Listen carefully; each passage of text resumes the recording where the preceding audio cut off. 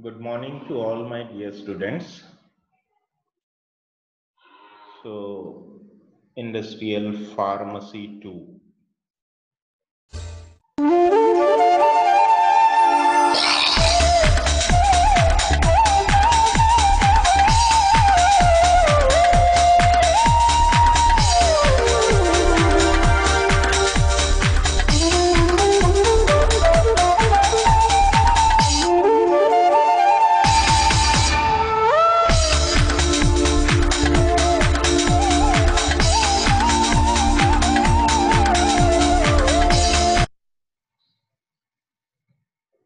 Today we are on lecture 6 onto the pilot plant scale-up techniques, and the content of our today's lecture, these are related with the SUPAC. So these are introduction made of SUPAC guidelines, the current different SUPACs related with IR, MR, SS, the documents related with the SUPAC. So these will be the topic of our today's discussion. Before directly going to the details of the SUPAC, we must know what is the long form of this SUPAC. S that will stand for scale, U stand for up, P stands for post, A stand for approval, C stands for changes. So what it is? It is the SUPAC. It means what? It is the scale up post approval changes. That means once we are starting manufacturing, and after manufacturing, if suppose we want to do any kind of change related with that of the process, related with that of the parameter, related with that of the ingredients, related with that of the quantities. So the regulatory body FDA, they had given certain guidelines, and all these guidelines that will be known as SUPAC guidelines. That is the scale up post approval changes guidelines. Any kind of change in terms of quantity, in terms of changing the ingredient, in terms of changing the procedure, in terms of changing the process, in terms of changing the operations, in terms of changing the site of manufacturing, all whatever the changes you want to do after getting approval by the FDA in case of scale up.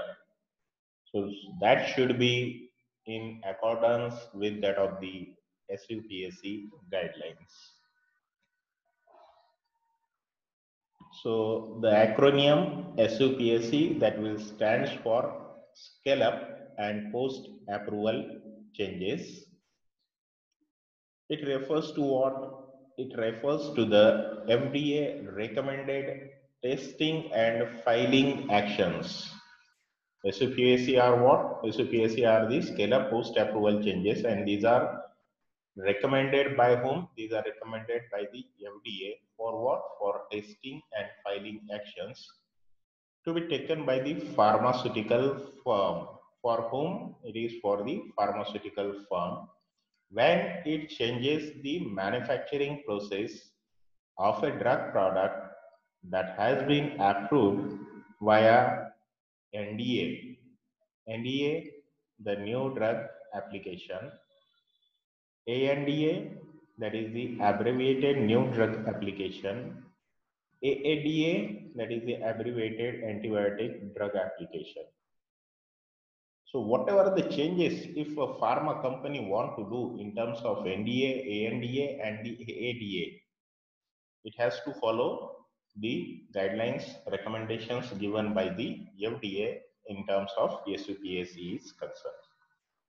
So the agency has provided its recommendations to industry in the form of the guidelines, in the form of the guidances, and these are called as the SUPSC guidelines or SUPSC guidances.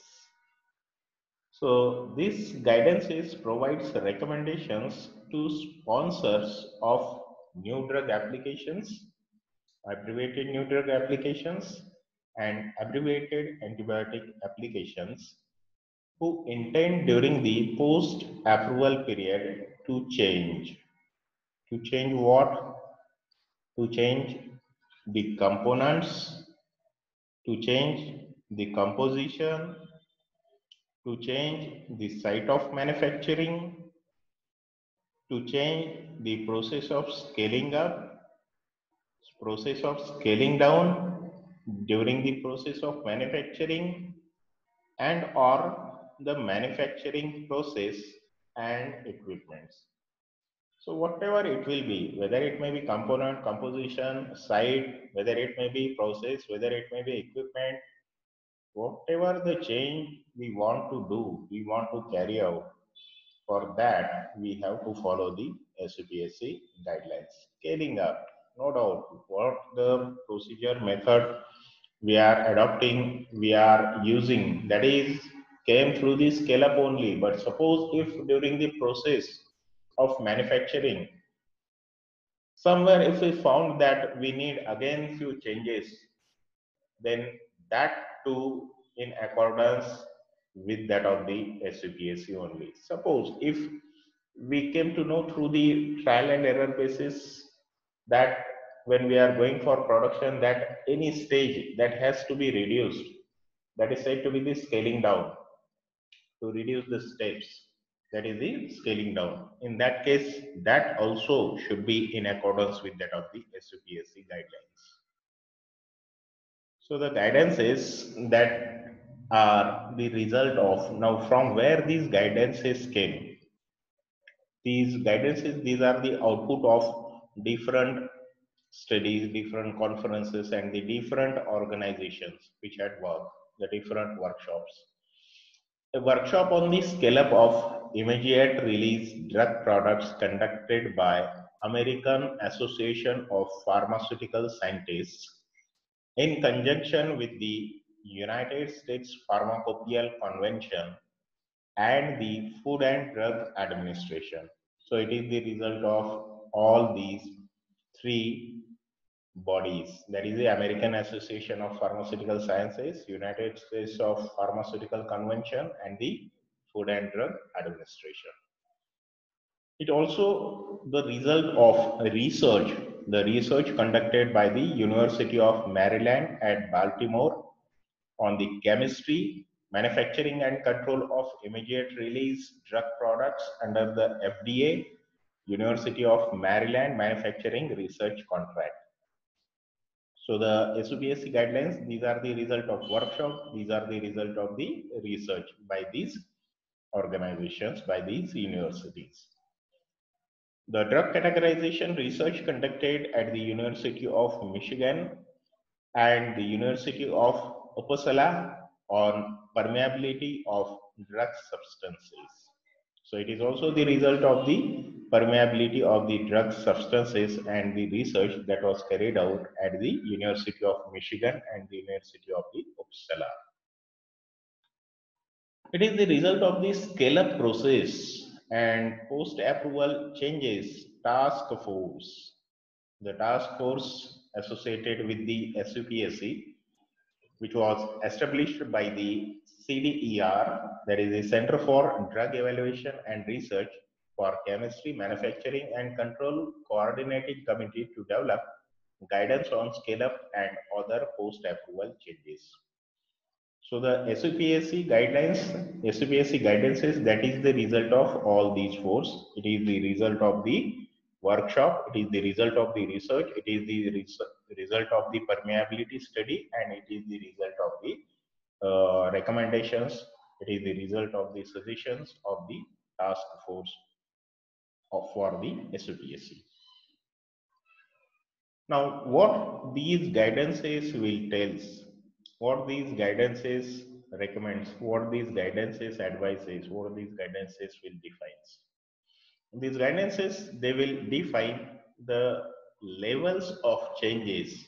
If we want to carry out change, what should be the level of change, or at in what particular level it will fit, whether it will be low, whether it will be moderate, or whether it will be high.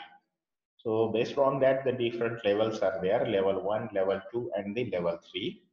We will come to know in our subsequent slides that what are these and related with what they will cover.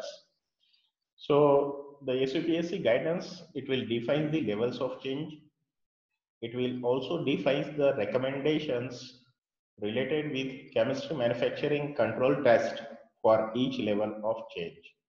So what are the different tests that need to be carried out if the change that will fit in level 1, in level 2, or in level 3? So the tests related with these, again, that will be covered by the SUPSC. The in vitro dissolution test and or in vivo bioequivalence tests for each level of change. The different dissolution tests, the different parameters, their requirement and their acceptance, as well as their in vivo study, in vivo bioequivalence study, and the test for the same as per the level. The SUPSC guidance also defines the different kinds of the documents that are needed to be maintained and that are necessary for submitting it toward the FDA. So the documentation that should support the change, that will be covered under the SUPSC guidelines. So 21 CFR 314.70. Now, this is important one as far as those who are studying from GPAT examination point of view. The question may be asked that what are the guidance or what are the particular CFR regulations that are to be followed for the SUPSC guidelines. So it should be in accordance with the 21 CFR. CFR is what? Code of Federal Regulation. What is the number? 314.70. So 21 CFR 314.70, it will provide instructions for how changes to approved manufacturing process should be reported to the agency. So any change if you want to carry out as far as the process of manufacturing are concerned, it should be in accordance with that of the details, with that of the instructions given in the 21 CFR 314.70. Now, why do SUPSC guidances offers an advantage over the regulation? We'll be having the different regulatory agencies at national level, at international level. In spite of that, why there is need to have the SUPSC guidances? The documents are specific for particular dosage forms. To date, two guidances have been finalized. Because of their specificity, these are having the advantages over onto that of the other regulations. Now, what these two documentations are there, two guidances are there, that we will see. But before that, we should know what is the need for the SUPSC guideline. The need is to expedite the process of post-approval changes of drug product. Expedite, that is the speed up, to speed up the process of approval changes after getting the post-approval changes of the drug product. The second need is that it will assures, the FDA will assures the safety and effectiveness of the product. And the third reason or the third need is it will lowers the regulatory burden from the industry. So these are the reasons that why SUPSC is required: to speed up the process, to assure the safety and effectiveness, and to lower the regulatory burden on the industries.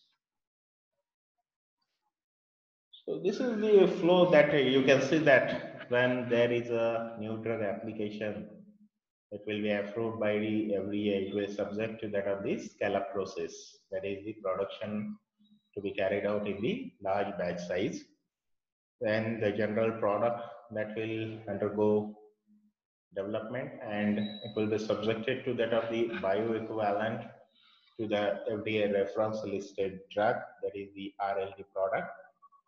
Then it is for the NDA, ANDA, that is the abbreviated new drug application, and AADA, abbreviated antibiotic drug application. When it is approved by the FDA, it will subjected to that of the scale up and it will lead to the production of the batches into the larger size. Now, these are the different guidances that are given by the SUPAC in terms of immediate release, oral drug dosage forms are concerned, in terms of the non-sterile semi-solid dosage forms are concerned. So the SUPAC IR, the immediate release solid dosage form, these are said to be the SUPAC IR, and the SUPAC SS that will related or that is called as the non-sterile semi-solid dosage form. So the guidance is related with the immediate release SUPAC that came into force in November 1995, and chemistry manufacturing and control in vitro drug dissolution testing and in vivo bioequivalence documentation. It is related with the immediate release. As far as the non-sterile semi-solid dosage form is concerned, that came in 2 years later in the May 1997. For immediate release, it is in the 1995. For non-sterile dosage form, it is in the May 1997. So in addition, SUPAC document, they will cover in the other dosage forms also. In addition to the immediate release and the non-sterile semi-solid dosage form, they will also cover the extended release products, transdermals, parenteral solutions, as well as the documents related with the same for the bulk active drug substances and are at various stages of the development. So this is what is said to be the SUPAC IR. SUPAC IR, that is the SUPAC immediate release solid oral dosage form. The FDA issued the first of its SUPAC guidelines in November 1995. The guidance addressed scale up and PSC, that is the post approval changes for the immediate release oral solid dosage forms. When making equipment changes, these are related with what? These are related with the equipment changes. The FDA's SUPAC IRMR, that is the modified release, immediate release, and the modified release solid oral dosage forms manufacturing equipment addendum release in January 1999 has to be followed. So the first that came in the 1995 and the addendum related with the same. In addition to immediate release, there is a modified release, the addendum that came in the January 1999, and January 1999 onward, this particular addendum that will be followed.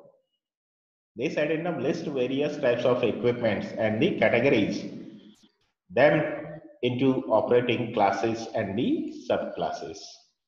So the SUPAC IRQA, that is the Q&A, question and answer. The various queries, the various questions associated with these SUPAC IR was clarified, and the document that came in February 1997, the FDA issued a letter containing the most frequently asked questions regarding the SUPAC. These guidelines, this document that is available onto the FDA website. The clarification regarding the standalone packing site changes. So this will contain the guidelines, this will contain the clarification, this will contain the answers related to the questions associated with the packing site changes. The second change referred to post-approval analytical testing site changes. It will also contain the changes associated with the analytical testing methods. PAC-ALTS, PSE-ALTS. PAC-ALTS, what is it? It is the post-approval changes Analytical Testing Laboratory Site, ALTS, Analytical Testing Laboratory Site. When this came in April 1998, the FDA issued the PAC-ATLS, Post-Approval Changes Analytical Testing Laboratory Site Guidance document, allowing analytical testing laboratory site changes for all regulated dosage forms.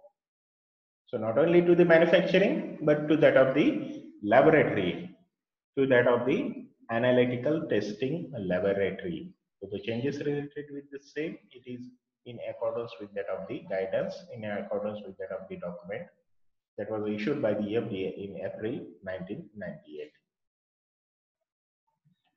So you can see there are various levels of the changes. If it is minor, if it is moderate, if it is major change. So these will determine their levels. And if these levels are there, once it is finalized, then we have to file in order to get approval to the changes. To annual approval, the changes that being affected supplement. Sometime annually we have to submit, sometime at a particular duration in the form of the supplement, in the form of the addendum we have to submit in order to get the approval, that is the prior approval supplement. And once the approval that has been given, we have to carry out the process of the testing. So we need to apply for testing in accordance with that of the compendial test. Now, whenever the term compendial, it means it is in accordance with that of the official books. It is in accordance with that of the official pharmacopoeias. For in vitro dissolution, release, and in vivo bioequivalence studies. So this is the flow. Whenever there is change, the changes has to be filed. Whenever the approval getting after filing, we have to perform the test. What are the different levels? The levels, as I told you, it is in terms of level 1, level 2, level 3.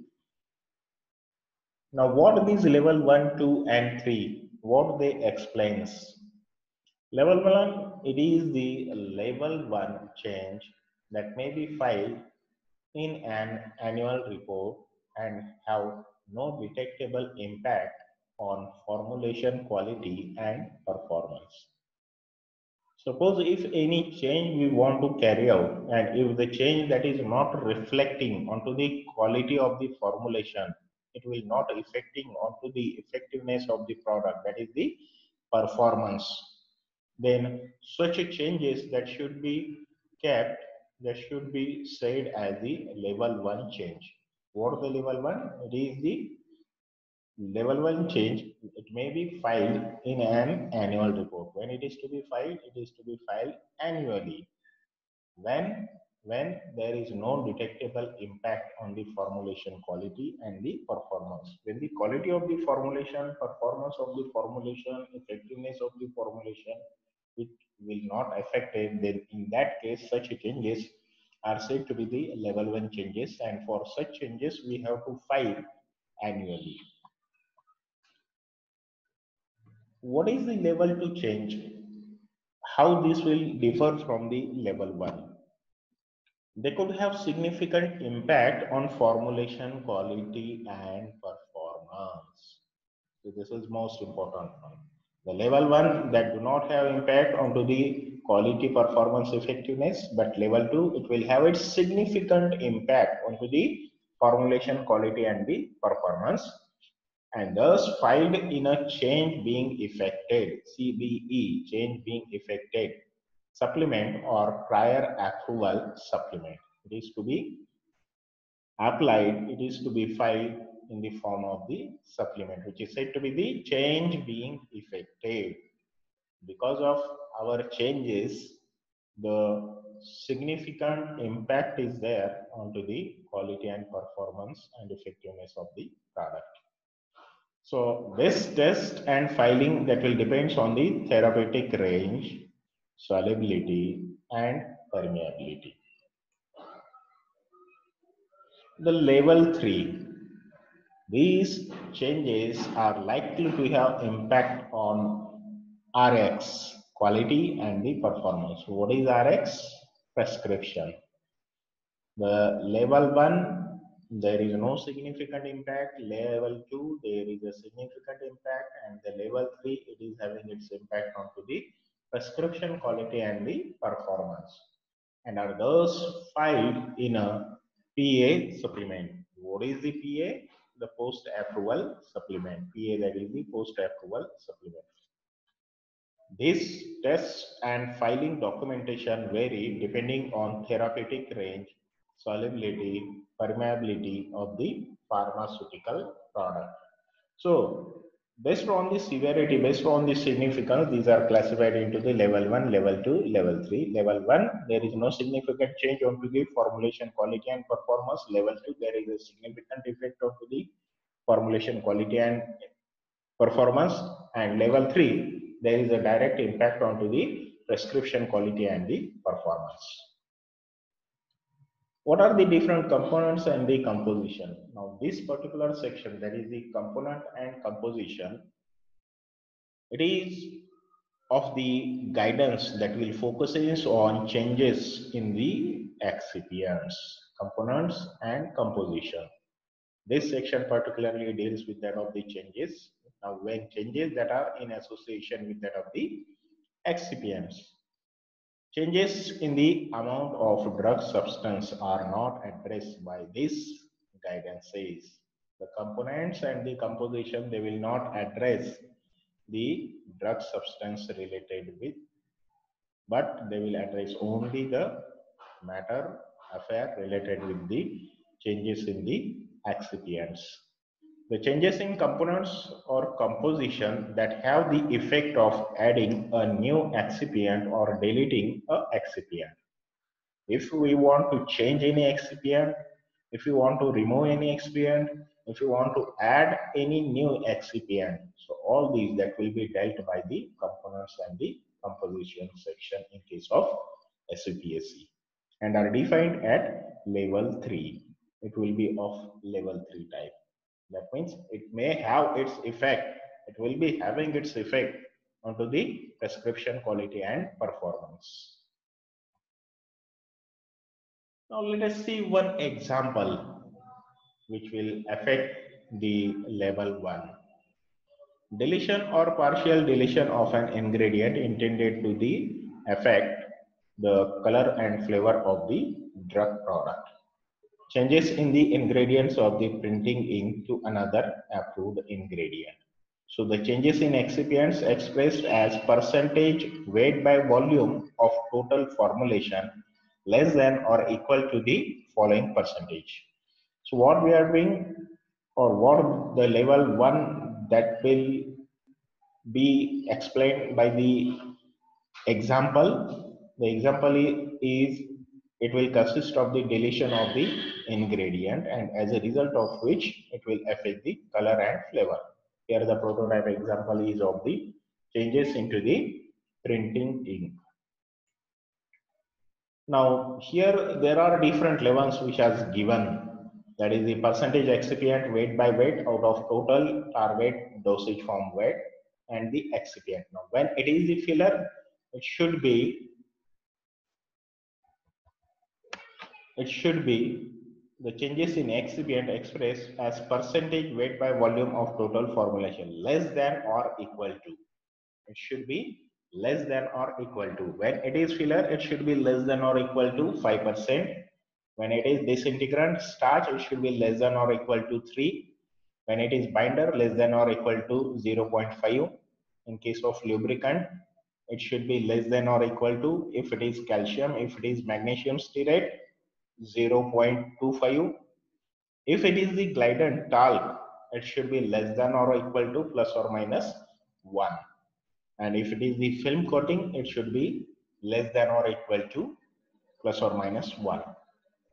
Now the range that will increase is in case of the level 2. Now what it is, we will going to come to know in our next slide.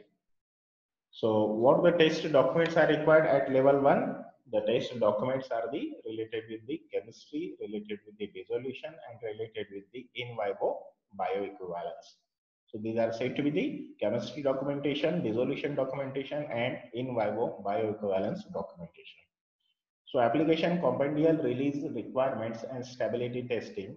The stability testing will require one batch or long-term stability data reported in the annual report. Just the result of the one batch, and that to be onto the long-term stability study, say for 3 months or 6 months, likewise, depending on the need. Dissolution documentation study is not required, none beyond application of the compendial requirement, and bioequivalence documentation that is not required when it is the level 1. Filing, as we know that it should be annually. All information included on long-term stability data that is to be reported annually for level 1. Now, what the details associated with the level 2? The example is that is the change in the technical grade of an excipient. Now, what is the level 2? Level 2 that will be having its significant effect onto the formulation, quality, and the performance. Now, if we are changing the particular grade of an excipient, let's say for example, if instead of using the Avicel pH 105, if we are using the Avicel pH 200, if it will be having its significant effect onto the formulation, quality, and performance, it will fall under the level 2 change.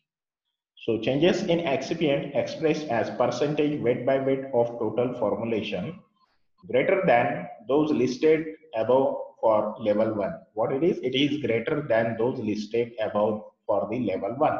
Whatever the level we saw for all, that is the binder, disintegrant, lubricant, glidant, these should be greater than those which are mentioned into the level 1.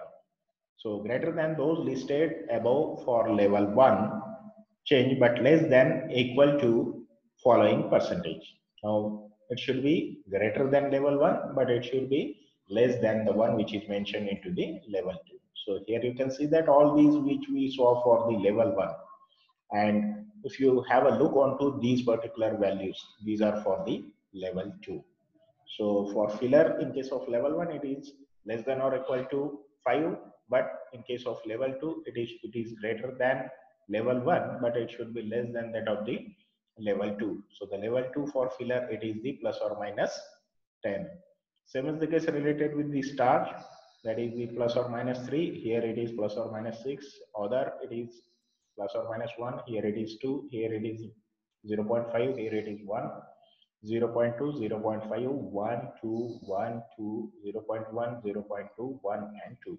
So all the values are doubled 1 in case of the level 2.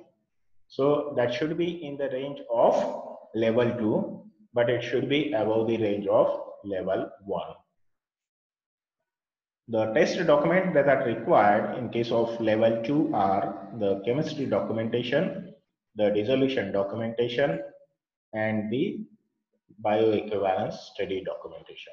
Now, what these are, that we will see in our next lecture, in tomorrow's lecture. So because of the time constraint, we have to stop ourselves at this particular point only. So thank you very much. Have a good day to all of you.